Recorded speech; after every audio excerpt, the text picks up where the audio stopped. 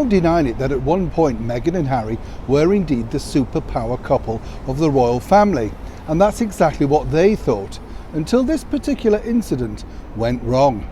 Hi, good morning, Neil Sean here in the very heart of London. As ever, nice to see you. Let's have a big wave, whatever you're doing today. Hope you're all nice and well, enjoying the day so far. And as I often say, if you're going to bed, look at you. Another long day ahead, but we can't complain, you know, fit and healthy. Yeah, had my vitamin tablet, you know, the usual stuff. Do you have vitamin tablets, don't get me going on that. Do they actually work, or is it all a bit of a fallacy, you know? In the old days, do you remember, people said you could get all the nutrition you needed just from the food that you were eating. Disagree really now. When you think, you don't know where it's coming from, do you? Even a tin of beans, you look and think, well, what's inside these? I know I waffle, I know I'll get back as ever.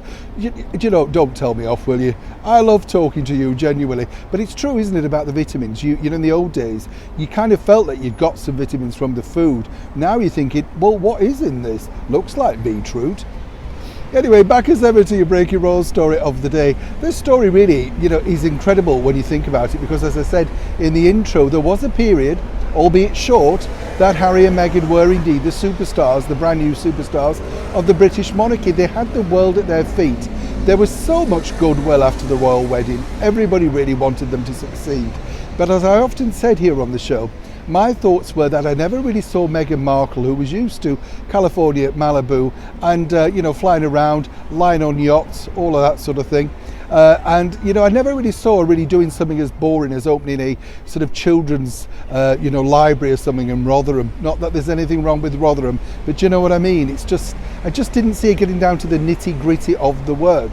But it's interesting what's emerging, all thanks to these new revelations from the books of people that are writing, but there are many things that people missed.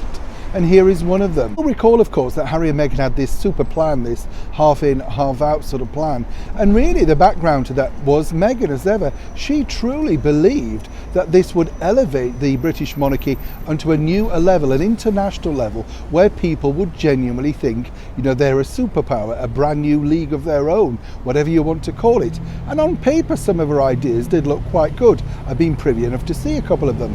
But you see, it's the monarchy, and they have spent over 1,000 years putting their own brand together. Certainly weren't going to change it in 10 minutes on the arrival of some sort of B-list actress from a cable TV soap.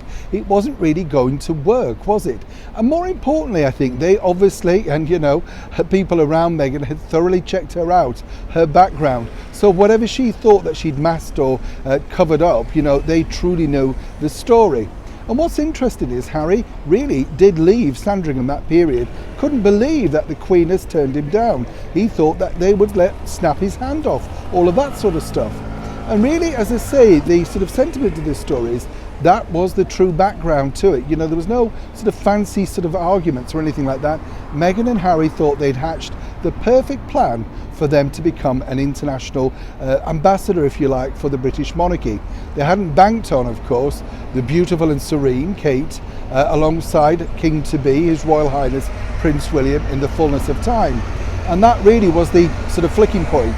If they couldn't get what they wanted from that, then Meghan wasn't playing. Hence the fact, right back before, of course, all of this really kicked off, they'd put that plan into action, but they already knew that their destiny was going to be in the United States. Fascinating stuff when you dig deep, you know. Neil Sean in the very heart of London.